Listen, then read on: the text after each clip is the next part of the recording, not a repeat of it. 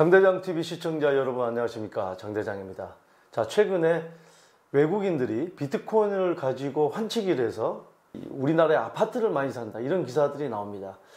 자, 그러면은 왜 이런 현상들이 벌어지는지 거기에 대해서 알아보도록 하겠습니다. 자, 먼저 이 비트코인을 통해서 외국인이 아파트를 산다, 그 이전에 왜 외국인이 우리나라 아파트를 계속 사는 게 증가하는지, 거기에 대해서 먼저 제가 분석을 해드리도록 하겠습니다.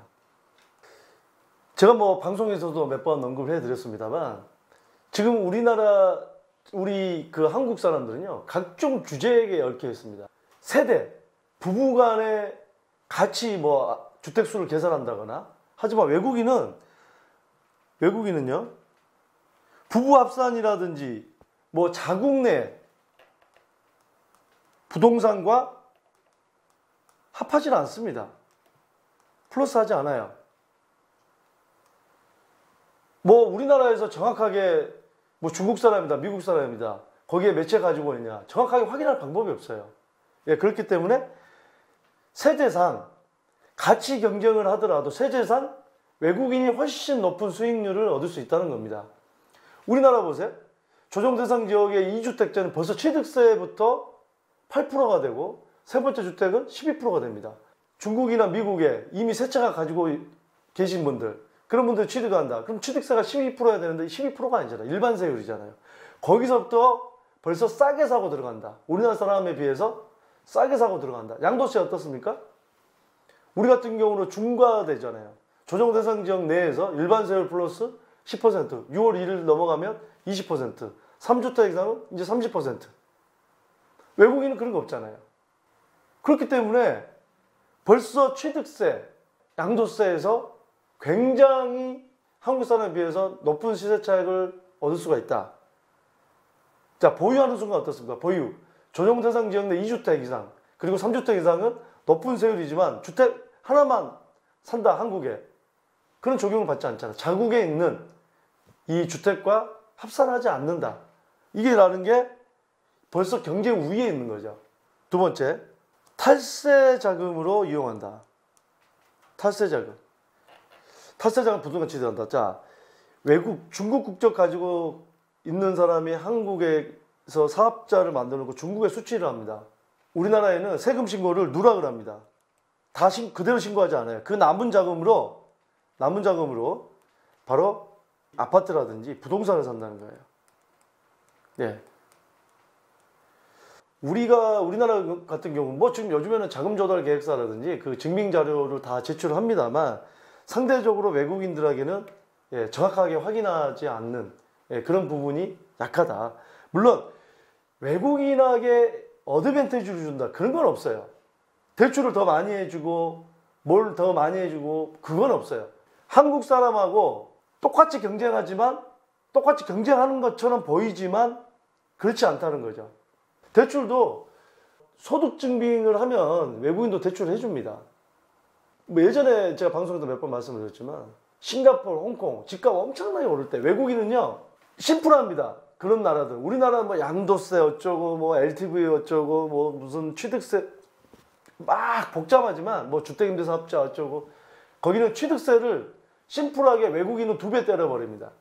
홍콩 같은 경우 집값 많이 올라갈 때 자국인이 취득을 하면 취득세 15%, 외국인이 취득하면 30%. 그럼 우리나라도 만약에 외국인이 이렇게 늘어나는 게 과연 우리나라 시장에 안 좋은 영향을 끼친다고 생각하면, 심플하게 취득세 그냥 15% 때려버리면 됩니다. 팔고 나서 양도세 어쩌고 저쩌고 할 필요 없어요. 취득할 때 먼저 세금 거두면 돼요, 외국인한테. 취득세 15%.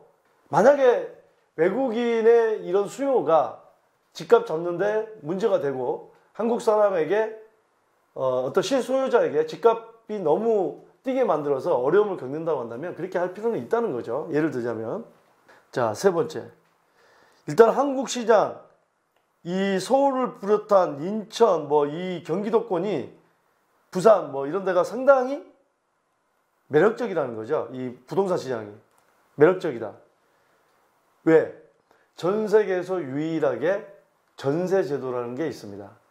예, 그렇기 때문에 적은 자국 내보다는 똑같은 10억짜리 사는데 전세가 7억이 들어와 있다. 3억만 내면 되거든요.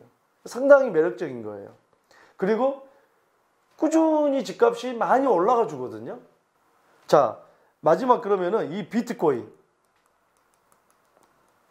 이 비트코인은요, 우리가 이제 암호화폐라고 하는데, 암호화폐 중에 비트코인이 제일 대장주입니다. 이게 거의 전체 시가총액의 절반 정도를 차지합니다. 우리나라의 제1의 어떤 그 거래소에 상장되어 있는 그 지표를 보면은 이 비트코인이 한 1100에서 1200조 가까이 됩니다. 시가총액이.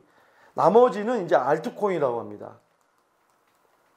알트코인이 50% 정도 차지하죠. 근데 이 비트코인이 굉장히 그 절반 정도를 차지하기 때문에 시가총액이 대표적이고 제일 먼저 만들어졌고 하기 때문에 또 지금 미국 같은 데서는 비트코인이라든지 몇 개 코인들이 화폐처럼 사용합니다. 리플이라든지 뭐 이더리움 이런 대장주들을. 그렇기 때문에 이 비트코인을 우리 암호화폐를 통틀어서 그냥 비트코인 하는 경우가 많은데 어쨌든 간에 이거를 화폐처럼 사용하는 게 많다. 그러면 왜 이 비트코인을 어떻게 해서 왜 비트코인을 갖다가 어떤 식으로 송금을 해서 하는 건지 한번 보도록 하겠습니다. 자, 여기 보시면 최근에도 중국인이 자기 이제 중국 돈이겠죠. 자국 내 돈을 중국 돈으로 환치기 조직한테 돈을 송금을 합니다. 그럼 이 환치기 조직이 본인이 가지고 있는 그 암호화폐 거래하는 있겠죠. 그러면은 여기서 암호화폐를 매수를 합니다. 매수를 하면 이제 전자지갑, 우리가 이제 전자지갑이라고 하는 게 그 약간 CD처럼 가지고 다니면서 그 컴퓨터에 내장시켜서 거래소에서 거래를 할 수 있는 이제 그런 건데 아마 얼마 전에 뉴스를 보신 분들 알겠지만 이거는 비밀번호 몰라가지고 수백억 원을 갖다가 비밀번호를 이걸 어떻게 아는 방법이 없는데 본인이 모르면 그런 위기에 놓여 있다. 노출 위기에 뭐 그런 것도 뉴스에 나오곤 했는데 예전에 가치가 없어서 별로 이렇게 염두를 안 해놓다가 이제 몇 년 만에 이게 암호화폐가 가치가 확 올라가니까 거기에 대해서 비밀번호를 잃어버린 거죠. 근데 어쨌든 이런 게 이제 그 전자지갑에 놓는 건데 이 전자지갑을 입금을 하면 다시 이제 이 한국에 있는 그 어떤 그 환치기 조직원이 이걸 이제 다시 빼서 그러니까 이게 뭐냐면은 김치 프리미엄이라고 해서 한국에서 똑같은 걸 거래를 하는데 암호화폐를 우리나라는 더 비싸다고 합니다. 그렇게 살려고 하는 사람이 많다고 하는 이유라고 하는데 저도 그거는 정확하게 잘 모르겠어요. 우리가 외국 주식을 미국 주식을 지금 주식도 많이 직거래로 거래를 합니다만 그게 그렇게 미국 사람보다 우리가 더 비싸게 산다?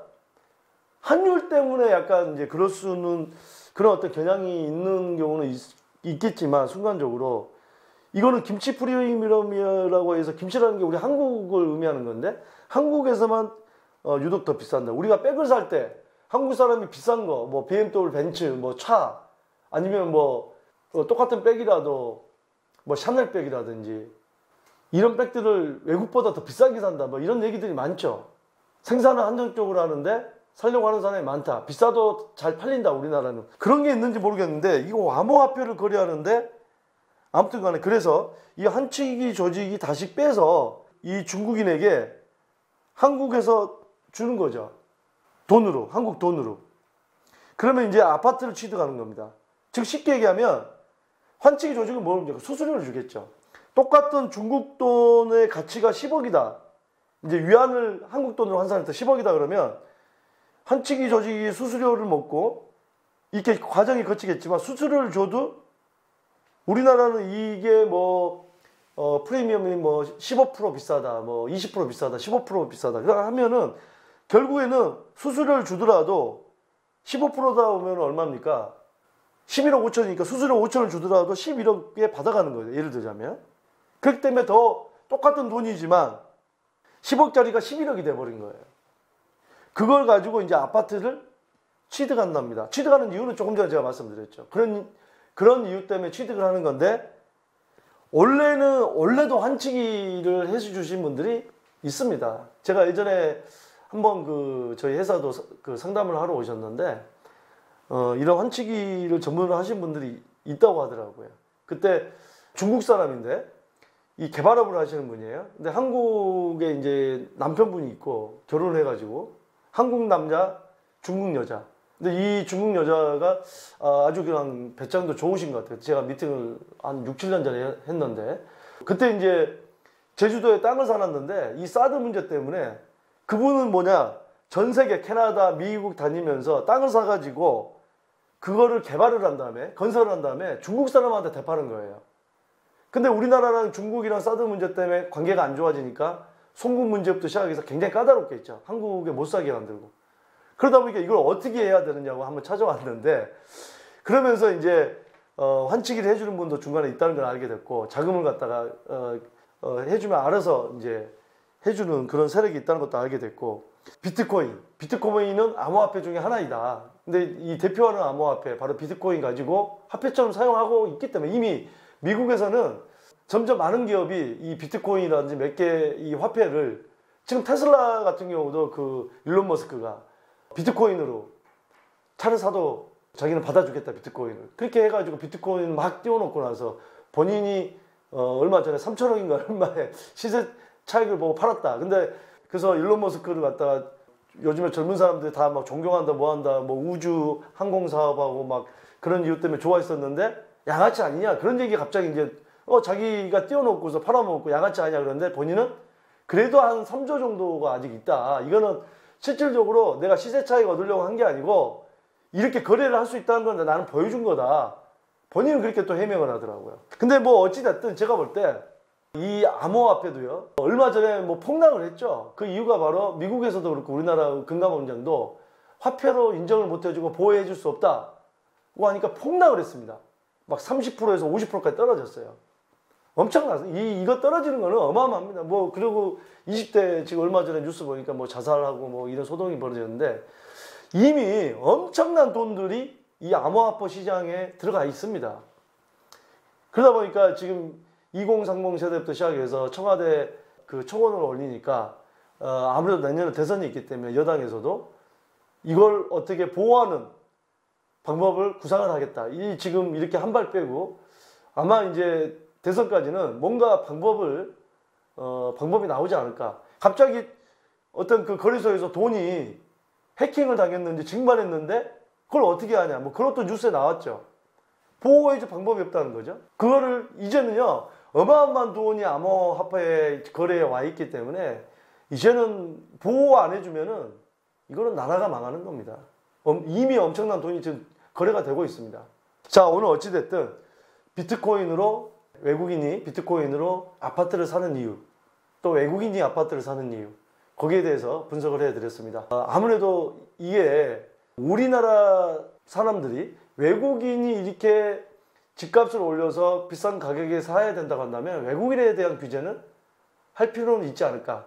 때로는 어떤 시장이 죽어갈 때는 또 외국인의 이런 투자도 필요하긴 합니다. 그때그때 맞는 적절한 어떤 여러 가지 정책이 나오길 바라고, 여러분들도 어쨌든 부동산 시장에서 일어나는 이런 모든 것을 알고 계셔야 여러분들이 여러 가지 결정하는데 현명한 판단을 하는데 도움이 될 수 있다는 말씀을 다시 한번 드리겠습니다. 자, 매주 화요일 저녁 6시에 라이브 방송, 이제는 재방송을 하지 않기 때문에 라이브 방송 꼭 참여하셔서 방송을 보시고 여러분들도 상담을 해 주시길 바랍니다. 자, 여러분들의 많은 참여 부탁드리겠습니다. 감사합니다.